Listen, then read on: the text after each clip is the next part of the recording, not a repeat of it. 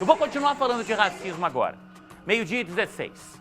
O funcionário de uma lanchonete foi vítima de ofensas racistas por parte de uma cliente. Essa história, gente, é absurda, porque o racismo já é algo absurdo. Mas as mensagens enviadas por esse cliente, para o dono do restaurante... Vem comigo aqui, ó. Então, fui atendida por um rapaz de pele escura hoje, com minha família. Eu acho que uma lanchonete do seu porte não deveria admitir isso. Isso é ruim. Mancha a imagem da sua lanchonete. Não é questão de racismo. É só que não sou obrigada a ser atendida por um negro. Foi até um rapaz educado conosco, mas a cor dele não se nega, entende? O que incomoda é a questão de ser atendida por ele mesmo. Isso desrespeita meu lugar e da minha família. Acho que cada um tem que se pôr no devido lugar, o atendente no dele. Ela não reclamou do atendimento.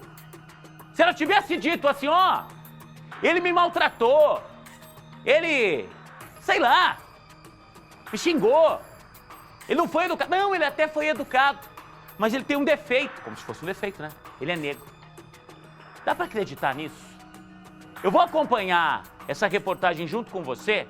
Eu não sei se você já tem imagem da Sandra Aguilera que tá lá fora, que é responsável por grande parte dos movimentos da comunidade negra aqui em Londrina, que é uma das que mais luta para combater o racismo. A Sandra vai assistir essa reportagem, ela já estava assistindo esse caso de Arapongas e na sequência a gente vai conversar com ela. Enche a tela. Ainda muito abalado, Gabriel não consegue esquecer as ofensas escritas por uma cliente da lanchonete onde ele trabalha. No primeiro momento eu me senti com revolta, com raiva, indignação. Eu só estava com vontade de encontrar essa pessoa, conversar, perguntar do porquê que minha pele é algo tão incômodo para ela. E a segundo momento eu me senti uma pessoa impotente. Nas mensagens, a mulher afirma que achava que o ambiente era familiar e de respeito.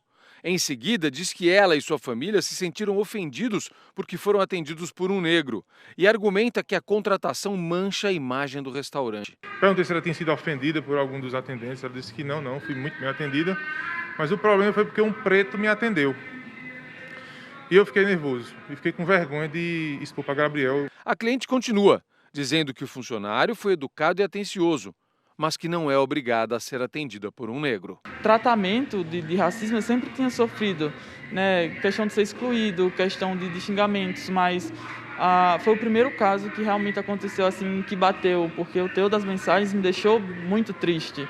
A forma que ela falou, a forma que ela se colocou, que para eu me colocar no meu lugar como negro, doeu demais.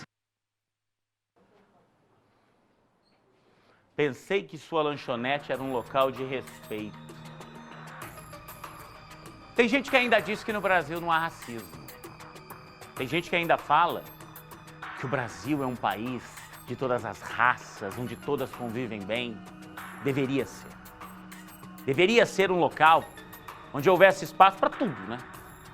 Para que todo mundo fosse, acima de tudo, respeitado. Não é a cor da pele, não é a crença religiosa, não é a orientação sexual, de verdade, que vai indicar se a pessoa tem ou não boa índole. Se é ou não um cidadão de bem. Agora, eu tô inconformado com isso aqui. Fecha aqui, Ari. Então, fui atendida por um rapaz de pele escura hoje com minha família. Eu acho que uma lanchonete do seu porte não deveria admitir isso. Agora, vem mais aqui embaixo. Ela fala aqui, ó, que o rapaz, ele até foi educado. Só que isso mancha a imagem, porque a cor dele não se nega, entende? Ela não falou em momento algum da conduta do rapaz no atendimento. Simplesmente ela disse, você expôs a minha família a esse absurdo. Você mandou um negro entregar um lanche na minha casa. Laís Cardoso, como é que é ouvir esse tipo de coisa, Laís? Para você, para Sandra, é sempre mais difícil, né, Laís? A gente conversava sobre isso outro dia e parece que por conta da cor da pele, você tem que sempre provar que é mais competente que a loirinha, que segue o padrão. É um absurdo tudo isso, né, Laís? Esse tipo de situação, a Laís é repórter, mas ela é humana. Como eu, como você. E não pense que ela nunca sofreu isso. E não pense que ela não tem medo da filha dela sofrer isso. Então o que a gente vai fazer agora aqui com a Sandra, que é do movimento negro aqui em Londrina, não é uma entrevista, é uma conversa das duas, porque você sabe muito bem o que é isso. É muito fácil, né, Laís, para as pessoas falarem que não existe racismo no Brasil. Nossa, Juliano, a gente estava aqui acompanhando a reportagem, lendo aí essa mensagem e realmente, assim, é muito, muito revoltante ver tudo isso, saber que isso ainda acontece, mas é como a Sandra estava explicando aqui, até antes da gente entrar no ar. Hoje isso está sendo registrado, né? Porque as pessoas têm mais acesso aí às redes sociais e também sabem que podem denunciar. É claro que a gente ainda não chegou, né, num nível máximo aí dessas denúncias. Acontece muito mais do que é exposto na mídia, mas essa história está começando, né, a ser exposta. Agora eu vou conversar aqui com a Sandra, porque ela com certeza também está revoltada com esses dois casos que a gente acabou de acompanhar. Sandra, a gente falou, né, no Dia da Consciência Negra sobre todos os desafios e a cada dia que passa surgem mais histórias revoltantes. Eu queria saber como é para você assistir tudo isso e o que você falaria, principalmente para essas pessoas que estão sendo vítimas, né, nessa história. Boa tarde. Boa tarde. Primeira coisa, né, eu sei que eu chorei aqui porque a revolta vem, a tristeza vem. O nosso país foi construído pela minha etnia. Por nós negros, nós viemos para cá escravizados. Então o recado é denunciar mesmo. E Londrina, presta atenção, quantas pessoas qualificadas ou não precisam de oportunidades, né? As empresas precisam ter a sua cota, sim, de pessoas afrodescendentes, de pessoas negras, né? E outra coisa, enquanto as pessoas não denunciam esse tipo de atrocidade, que isso é racismo, passou da injúria, isso continuará acontecendo. Nós não estamos nos estabelecimentos e empresas desqualificando ninguém. Nós estamos ali porque somos qualificados, porque precisamos de trabalho tanto quanto as outras etnias. Então, muito bem os empresários, né? Mas muita coisa ainda acontece em Londrina, sabe? Milhares de casos. E nós precisamos desse tipo de reparação. As pessoas precisam se antenar que nós somos humanos e que nós sofremos e que isso machuca, fere. Tem crianças que não voltam para a escola por conta do racismo estrutural. Elas não sabem explicar, mas sofreram o racismo e não querem voltar para a escola. Até quando Londrina vai permitir isso? Até quando o Paraná? Até quando o Brasil? Os empresários precisam, não tem que fazer igual o empresário do Carrefour fez. Depois de levar milhões de prejuízo, ele resolveu aplicar 27 milhões. Isso é reparação, ele deveria ter feito isso antes. As pessoas precisam se preparar para atender a nossa etnia, para respeitar, não é atender, é respeito, é uma questão de respeito. Ô Sandra, uma coisa que a gente sempre comenta é sobre a impunidade, né? Porque essas pessoas, elas muitas vezes são encaminhadas ali para uma delegacia e já saem, né? Você acha que essa impunidade faz com que as pessoas se sintam à vontade para fazer isso? Elas se sentem à vontade, sim. Você vê o caso do Matheus, o guarda municipal está por aí. E vai ficar como? Foi comprovado que ele cometeu o crime, foi comprovado, gente. E assim, nas empresas, muitos casos de racismo e injúria racial acontecem diariamente.